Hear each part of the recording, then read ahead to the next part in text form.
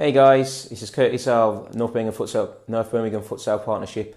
Today, just wanted to actually talk to you about some things, how you can better support your child away from football, and also before the game or after the game, or even sometimes how you can maybe conduct yourself during a game when you're watching a game. Now, just going to tell you what we're going to talk about today in terms of the structure, and also a little bit about myself before we get straight into the content. I'm not going to give you too much fluff, and you're going to have opportunities where we can maybe, if you've got questions, you can ask them at the end, or maybe even during, just fire them in the comments below. And also, if you got friends that might be interested in this, just tag them in there, or leave a like as well, so we can get as much exposure to this video as you possibly can. Now, just a little bit about myself. I've been coaching for almost 16 years now within the community, in schools, around the Birmingham, Wolverhampton, Walsall area. I've got numerous qualifications with coaching in different sports, not just football and futsal. My philosophy on the game is I like to see my kids play, be expressive, two-footed, kind of make good decisions with the ball, getting their eyes up regularly, and if they've got the confidence to beat a player, I don't mind that as well.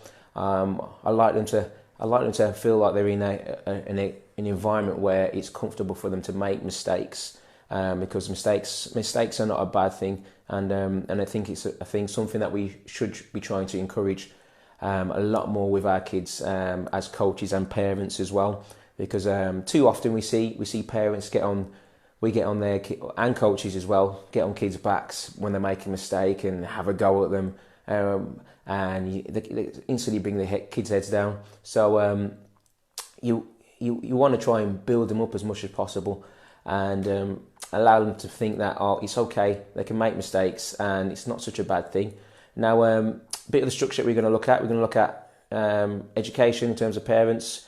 We're going to look at how you can build relationships with your child, better ones, and positive relationships as well. We're going to look at support on the sidelines, and we're going to look at also what you can do away from when they're playing football matches, and in training as well, away from training as well, at home with them, before games and after games. So we're going to get straight into the first part we're going to look at. Like I said, if you've got questions or things that you want to say, just leave them in the comments below. Education. Now, I think it's important that for parents that you should take the time to educate yourself on the game, especially if it's something that's new to you and you're not really got particular interest, because you want to know where you're sending your kid to, and you want to know what you're watching, what you're observing is actually good practice. Because unfortunately, in grassroots football, and not even just grassroots football, even in more of the higher levels, there's not really some good practice. There's not some good practice in there, and you want to make sure that what your child's been taught is appropriate, for one, and two, is going to actually push them on as well, and they're actually enjoying what they're doing. So we're in a fortunate age where we can access a lot of good content. We're just going to know what we're looking out for. So give you some things about what to look out for when you're actually looking at a coach, or going to send your kids somewhere. Is you want to ask them what their philosophy on the game is. You want to actually observe them coach as well. See how they work with the children, how they interact with the children. Those are some basic things that you want to actually be brushing yourself up on, so you know for yourself that where I'm sending them, I'm confident for them to be there, and they're going to get a good education on the game. Just give you an example of one of my experiences. There's a coach that I used to work with, a really good coach named Andy McKnight, and when I was first starting out, I'd been coaching for like a year, and I was coaching with this coaching company. And he actually observed me. I didn't even know he was there. He happened to be around, and he was watching me throughout the whole session. And I'll never forget the end of the session. He was like, he basically wasn't happy with the session that I did. He was like, I taught you better than that. And it really made me reflect on my practice. So I went away and done a ton of coaching courses, observed a lot of good coaches, and made sure that the next time I delivered in front of him that I was on point.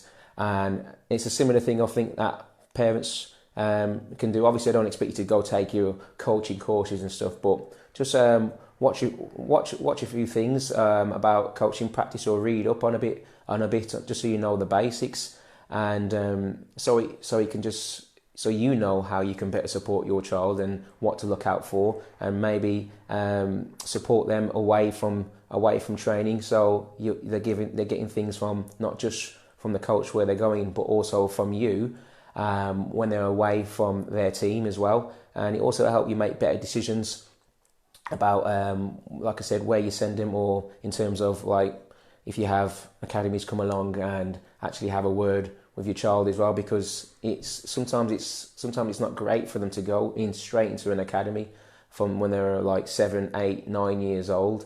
My belief really is that academy football should start, let's say, 12, 13 years old, because that's when it becomes more serious. But before that, it's all about they're developing, they're enjoying the game, they're learning how to play it properly, and picking up things within a inclusive environment that allows them to make mistakes, and it's not a pressurized situation.